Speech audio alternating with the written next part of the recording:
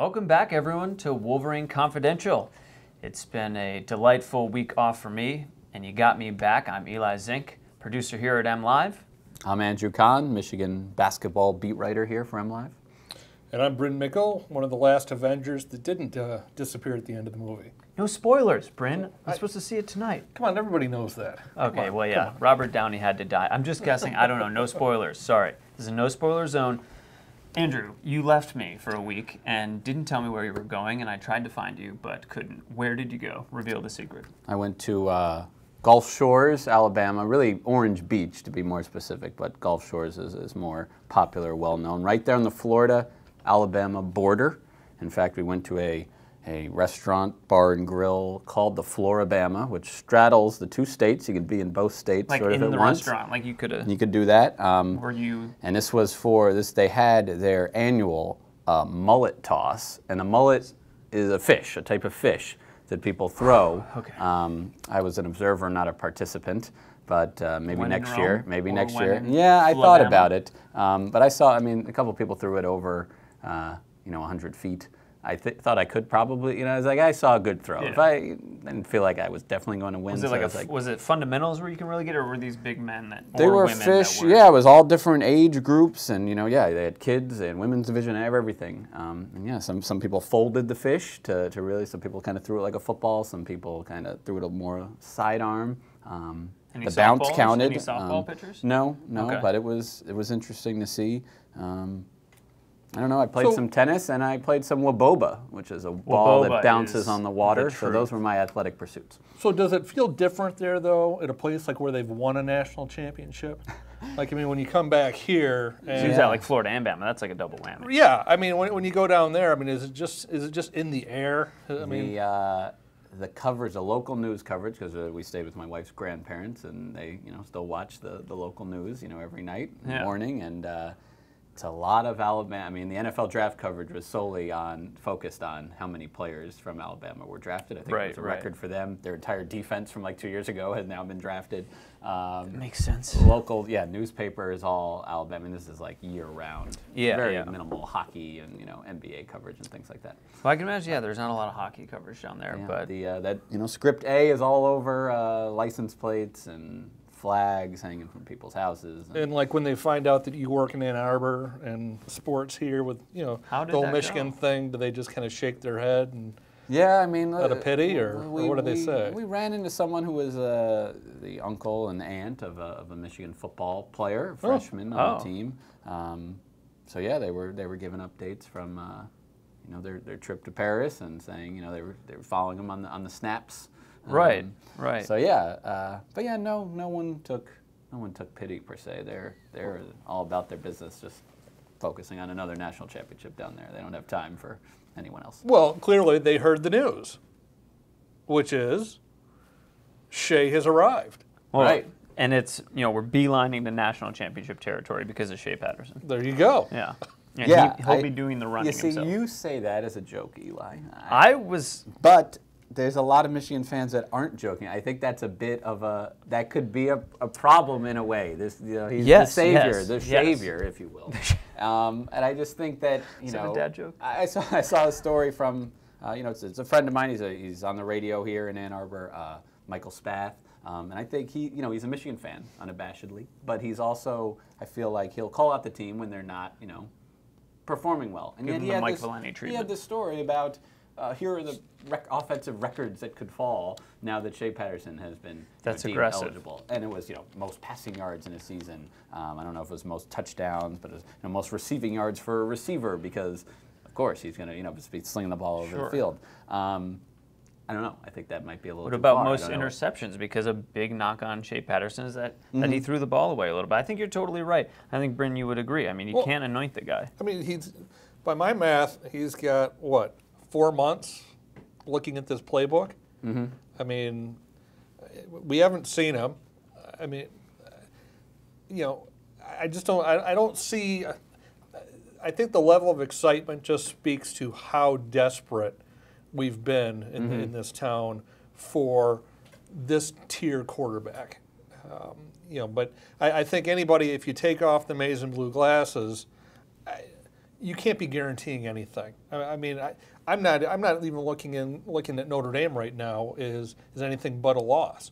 I don't see how that team goes into South Bend with a quarterback who doesn't even have full control of an offense at that point, and how they beat a team like that on the road. I mean, right. I think the flip side is what you're saying about, okay, how great can he be? Is that if you look at last year, I mean, they beat Ohio State with just competent quarterback play. They beat Michigan State with just very average, below average quarterback play. Wins that game. Penn State.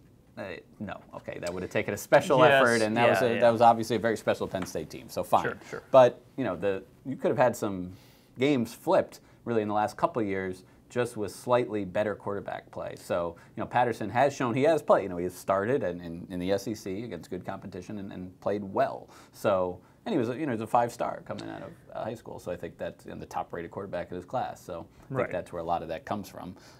Sure, and I think he fills in exactly where the biggest weakness on this team is going to be. He fits that perfectly in that both tackles are still a big question mark.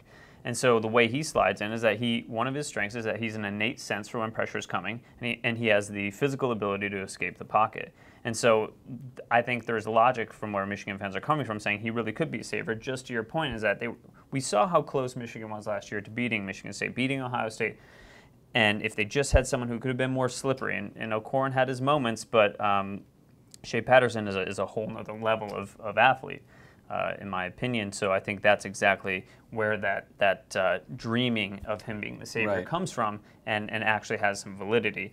On the flip side, just a few months ago, Brandon Peters was the savior. And in all the Another Michigan Football Show episodes we did, we were just Brandon Peters, and now Brandon Peters, whatever. So who's to say? He's part of a race. He's part of now that they're Michigan's saying it's a 4-man race. Of course. In fact. And if you look at these guys, they all have the pedigree coming out of high school. Within the last 2 years, they were all in the top 10 at the quarterback position in the class. All 4 stars, except for Patterson, who was 5. So they've all got the hype, and we'll see. We've seen Peters try to do it at the college level. It was, up and down. Didn't finish as strong as Harbaugh would have liked. And then you've got McCaffrey, who was, certainly a guy that Harbaugh really wanted to got, Absolutely. And now has had a year to groom him without the pressures of seeing the field. And then the other with Joe Milton. So. We'll see. I think if the Amazon documentary told us anything, it's that these quarterback competitions aren't just, there's a competition, but for example, last year, it's spate. They didn't tell the guys until, the day of the Florida game last year. So I think there is validity. And O'Corn saw action in that game. It clearly was. It was a competition. Exactly. I don't think they're just saying that.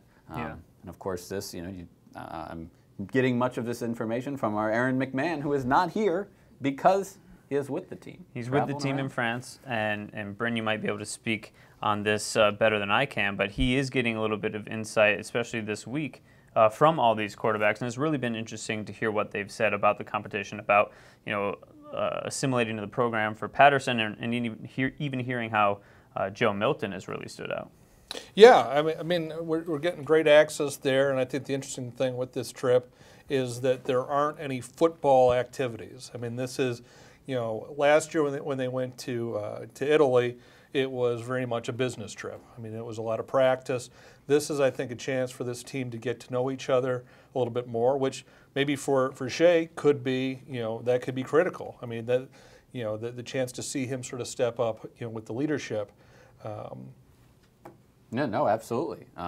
It's a team bonding. We've seen that from Aaron's videos and from the stories. I think they're doing a great job of mixing the fun events, they're riding bulls and playing paintball, with the more serious sort of historical, learning experiences. And I think that's a Normandy visit. Right. Yeah. I think that's what's made these trips just, you can't, if you want to be mad that Michigan can do it and a lot of other schools just can't, financially or whatever, fine. But as far as the experience for these football players who can't normally go study abroad, it's just their schedules do not allow for it. Right.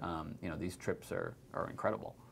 Yeah, I think it's so interesting to see the reaction. I don't know how often you guys scour Twitter or the message boards, probably as much as I do, and you get some venom on there, and there's a lot of people that are criticizing this trip, and it's tough to me to see how, other than just having a silly argument, how you could actually criticize opportunity for a lot of these young men who may have not been able to go on this trip. I mean, I can't even take a trip to France this year because it's just difficult, time-wise, financially, and all these young men are getting this opportunity. I think it's a great look for the university personally, and I'm glad that Harbaugh is doing it. Yeah, I think this is great. And to your point, the idea that, I mean, this really transcends football. I mean, this is a chance, and that's what university is about. Right. It's about getting these experiences, and I think we forget sometimes that these are student athletes, right. and this is not an opportunity that a lot of people would normally have. And for a university like U of M to be able to give this to students, how anybody could criticize that is beyond me, other than the obvious, which is if you hate Harbaugh, he can't do anything right. Right. So. And so as we look at sort of the body of work that these players have done in the spring, we've also had some departures and some guys who were selected in the NFL draft. And obviously, I think that day did not go for some players and Michigan fans as some expected. And there were some surprises there, particularly with Mo Hurst. Yeah, I mean, the guy was, by many rating systems, I mean, absolutely a first-round pick. But in some cases, I mean, this guy is like a top 10 and, the top player at his position. He falls to the 5th round. And now you have to believe it is solely because of, the heart condition and what came up at the combine and things like that. But, if he believes he could play, and then doctors are obviously, Oakland, feels he can play, he has a chance to be like the steal of the draft. 100%. I mean, one of the steals of, like, I don't want to say all time, but of the last 5 or 10 years. There's a guy in the 5th round that you can plug in right away and be a solid contributor, possibly, at a Pro Bowl level within a few years. That's an extreme rarity at that slot. Pro Football Focus had him rated, I believe, and I could be wrong here, it might have been just top for his position, but I believe Pro Football Focus graded him as the top player in the country. So you're talking about a guy who was in a lot of mock drafts leading up to the draft before the heart condition sort of came to the surface, was a top 10 pick. And you're getting that in the 5th round. It was sort of sad to see in his interview when he said, I'm so grateful to be an Oakland Raider. The only difference here is money. And in a lot of ways, you're trying to make money while you're in college, you projecting to the future, of course. And he's sort of missing out on that. And his talent aligns with a financial bracket now that he's not going to be in. I mean, you're talking millions of dollars. And so that's, it's too bad to see for a guy who is really not only a great player, but a good representative of the university, I think. Yeah, it was clear that teams just marked him. Yes, right. No, we're not. Yep. It wasn't even like, if he falls to this. I mean, I guess the Raiders may have done that because they had some earlier picks or whatever. But clearly, many teams were just like, nope, we're staying away. I mean, they had to have, or else he wouldn't have fallen that far. And are they justified in that though? Like, I think so. I mean, look, what we've learned with the draft, every year it becomes more and more clear teams are building themselves off of the draft. There's no such thing, I don't think, anymore of a wasted draft pick. Mm-hmm. I mean, you see teams looking to stockpile in every round. And, look, if you misfire on a round 1, a round 2, a round 3, a round 4, you're paying for that for years on your franchise. So I can't fault these teams for passing on them. And the great thing with the NFL is he will have the chance to prove himself there and earn that big money contract. So, even though he misses out initially, and I know he had the joke that maybe he'd have to keep driving the Uber, a little bit longer than he'd planned. I think he'll still have that chance to make his mark on the NFL and get that big payday. It just will take a little bit longer than it normally would. But there were some positives in the draft. I think Mason Cole went a little bit higher than people projected. I know one of the knocks on Cole was that he might not have quite the size and strength that you would want to see from, he obviously played tackle last year, but from a center. But for the most part, graded out and had a great career at Michigan, and people have to keep in mind, he was actually a bit young for a lineman. Most linemen redshirt. He started every game from his freshman year, and I think he could be a serious asset for Arizona because he's very, very athletic. And as a pulling center, I think he could be really effective. And it's good to see that people must have picked up on that, some scouts. So yeah, he went in the third round, as you mentioned, Arizona. Played all over the line, but I think yes, he's going to be on the interior somewhere, right. At the NFL level. He was to go in that slot was definitely. That's the positive surprise. And then there weren't a lot of seniors that left this year, so it's sort of a small. It wasn't like last year. How many picks were there last year? I think it was like 11. I was going to say 11. 11. Yeah, that sounds right. I mean, and I think you'll see another wave after this year. Mm-hmm. But I think Harbaugh still has that edge in saying I develop and produce NFL talent, even if the pool this year was a little bit smaller. But I think it also shows you, though, where this program is in relation to some of the other continual contenders. I mean, we don't see, years right now where Georgia, where Alabama are, have Ohio State, right, have no skill players.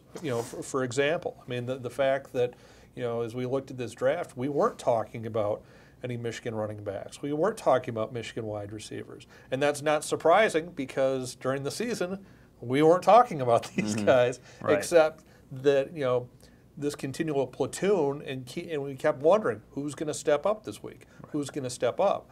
And so I think it really speaks to, Michigan still has a lot to figure out in those skill positions. Of course, now the interesting thing is, as excited as everyone is about Shea, I'm already seeing projections that he's a first-round draft pick for next year. Which is really interesting to see because, I think there is still going to be a quarterback battle, and he's not exactly a prototype NFL player. I mean, he's almost a more Johnny Manziel type player. Then again, you saw Baker Mayfield went #1 overall, and he's getting a lot of Manziel comparisons. So, yes, I understand why, but a first-round pick for a transfer who isn't even guaranteed a starting spot, a little cart before the horse here.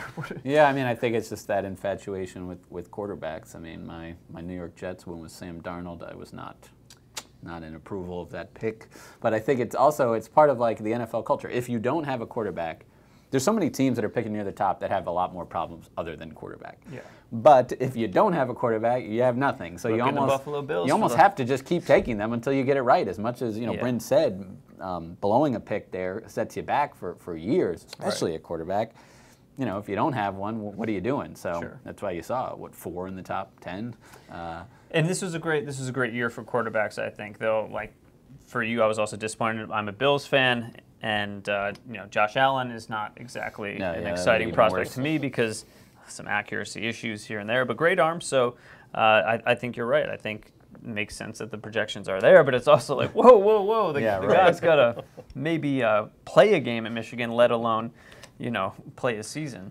But with Rashawn Gary and Chase Winovich and, just to mention 2, like, seeming top round picks, you can see Gary's probably a top 10 pick. Right, where next year maybe it starts to, the cycle returns for more than just two draftees. But there were two undrafted free agent signings as well out of Michigan. I remember, Aaron said, they're going to have 2 picked and maybe 1 other picked, but, look out for Mike McCray was certainly one of the guys he mentioned. Yeah, and he was spot on, a captain, 5th-year senior, really had a nice final year.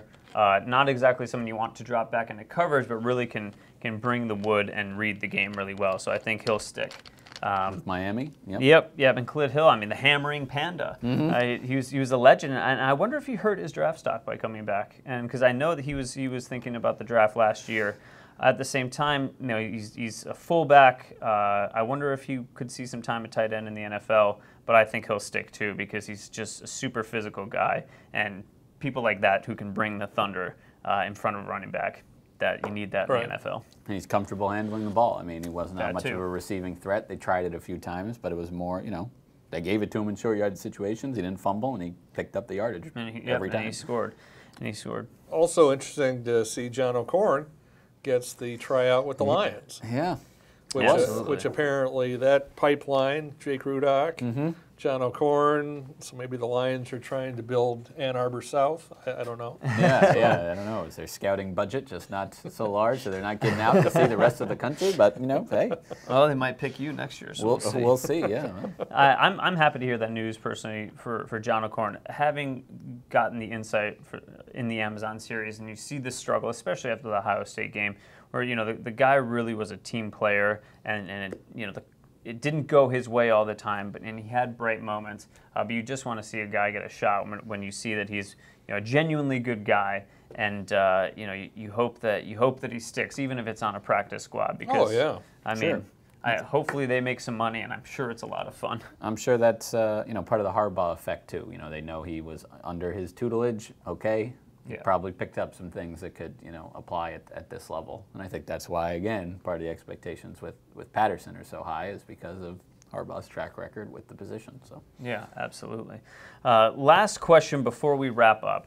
We talked about how next year there's going to be another wave of NFL talent. Mm-hmm. But does that NFL talent that's currently on the roster actually mean a championship caliber season is ahead of us? And Michigan fans like to get really hyped up, but the media is starting to catch on. I mean, I think the buzz has been elevated ever since the Shea Patterson ruling. How do we, after spring, as sort of wrap up, project this team, not on an even Big Ten level, but a national level, as some writers are doing? The schedule is very difficult. Bryn mentioned opening up in Notre Dame. They also go to Michigan State this year. They go to Ohio State this year.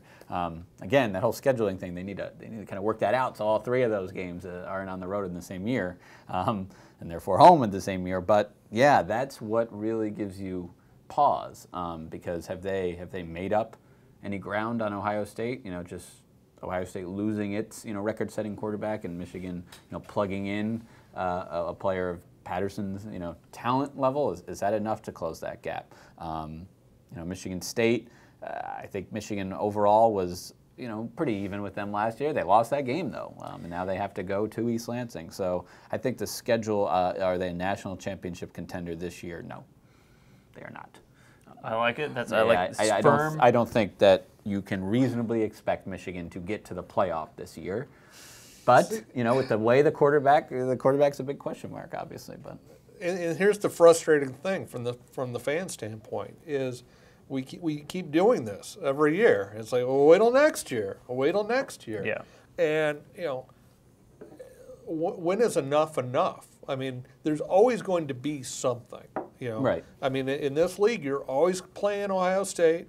You're always going to be playing Michigan State. Mm-hmm. And we used to always be playing Notre Dame. Right. So. Right. What's actually different? Right. So I mean, I think the excuse train has to pull into the station this year, yeah. and I think especially for and I always come back to this. I know it bugs some people, but Harbaugh is getting the big bucks. Harbaugh was paid a lot of money to come in here and produce a winner, and so far we're still waiting. And at some point, the bill comes due for that stuff, and. I do wonder if secretly, were some Michigan fans hoping that, maybe the NCAA says no on Shea, we get an extra year out of him, he gets in there, and that buys us some time. Because if I'm a Michigan State fan, if I'm an Ohio State fan, I see Shea out there, and I'm saying, where's your excuse now? You kept telling me we're just a quarterback away. So you're saying Michigan fans want an excuse? I'm saying I think there's part of that fan base that yes, because it puts off the inevitable. Yeah. Because if Shea's not the answer, then what is the answer? Right. I think part of it is that last year, for the first time under Harbaugh, you saw some regression. His first 2 years were not bad. They got to 10 wins both years. 10 wins. I mean, almost a playoff level team, and then the massive disappointment. Right, last and year. Especially the way they faded down the stretch, which is, I don't want to say it's becoming a 2 team, years. but Yep, exactly. So that's part of it. And to your point about the excuse, especially with. There's some guys on that defense we just mentioned that aren't going to be on the team, the following season. So losing Gary is going to be tough. Right. They could lose Hill next year. They could lose Long if he has a great. There's a lot of what ifs, and for that very reason, I'm going to go out on a limb. And I'm going to say they are a playoff team next year. I really think that Shea Patterson is going to play. I think he's going to be excellent. He's fit the bill when he got to Ole Miss, and I don't know why that would change here. It is a slightly different offense, but I see this team with the talent they have, regardless of the schedule, because eventually you got to put up or shut up. They're going to put up this year, and I think they're actually going to contend. I think this is finally going to be the year. I'm not saying they're going to win a national championship, but I think they're going to be right there at the end. I don't know. I keep looking at Shea and I see all the talent, but then I also see that sort of rambler gambler type thing, and I'm thinking, how's this going to play in Michigan Stadium on the third interception in the first half?